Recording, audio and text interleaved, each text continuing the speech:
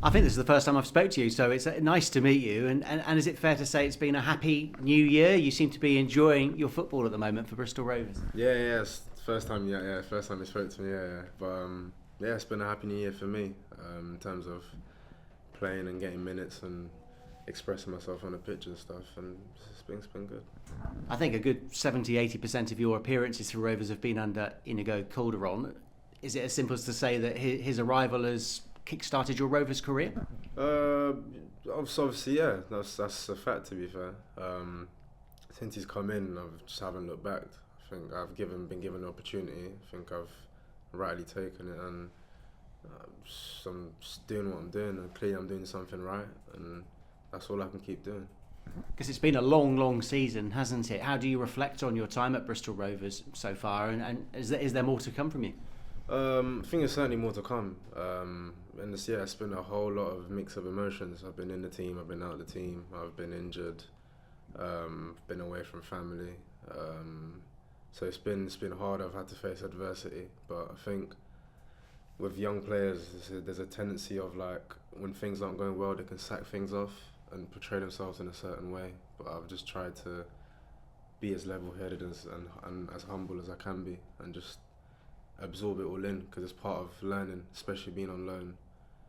Just dealing with this, because it's going to come in, and it won't be the first time I'll be dropped or I won't be in the team, do you know what I mean? So knowing how to deal with that, and have certain hard conversations, and knock on the door and try to find out why and whatnot.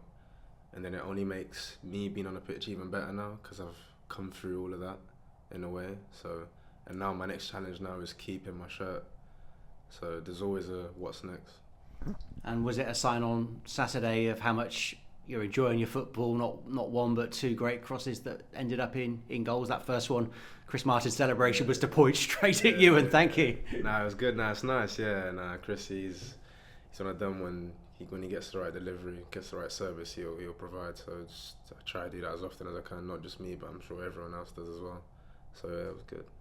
How well do you know Sil in terms of when he joined the football club on loan from Aston Villa? No, I know Sil. He spoke to me quite a bit before he came, and obviously we're at Villa together. He's been there a lot longer than I have, but he's a good lad, good player, good addition to the team, to the camp, and he's gelled in with everyone well, so it's good. And bearing in mind, I spoke to a manager who's only looking at Saturday and nothing else. Long term, how big an ambition is it for you to break into Villa's first time? We've seen players from Bristol Rovers go back to Aston Villa and do that before, so it is possible. Yeah, of course, yeah, that's the aim. Football's funny. Like, it's one minute you're here, next minute you could be anywhere. So I think the work I'm doing now is obviously to prepare and help me to get into their first team, and I can just trust the process and do what I'm in control of. So. Yeah. Because how acquainted or how much into Villa have you got? Because you've been on loan most of the time since joining them. Yeah, I signed and then I went straight on loan. And then the only time I've really had there was pre-season this year.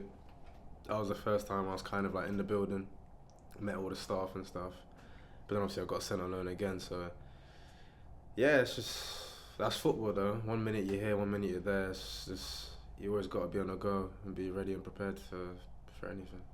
And generally, we seem to be getting two versions of Rovers at the moment. Away from home, you're struggling to get results, and yet you seem to have found a bit of a groove at the Men. Yeah. That's The gaffer spoke on that. Yeah, away from home, we haven't been the best.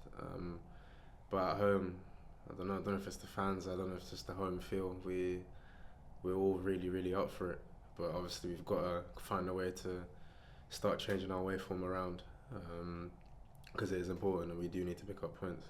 Yeah, I guess you weren't too aware of the Rovers fans when you joined, but you've seen the Mem at its best, haven't you, the last few weeks? Yeah. When I first came, it was a bit hit and miss. We win some, lose some. Gaffer was getting a bit of stick at the time, but I've certainly seen it as very, very loud and how the fans are, and all they ask for is just passion, and they just want to see players run, players that care for the club, and that should be a given, to be honest. And I think now we've definitely nailed that at home, especially. So. And are you able to put into words just the determination of you and the players to make sure that Rovers stay away from those bottom 4 teams? Oh yeah, no, we're more than focused, more than on it. We want it for ourselves. We know we can get out of this. We're more than good enough to get out of the position that we're in.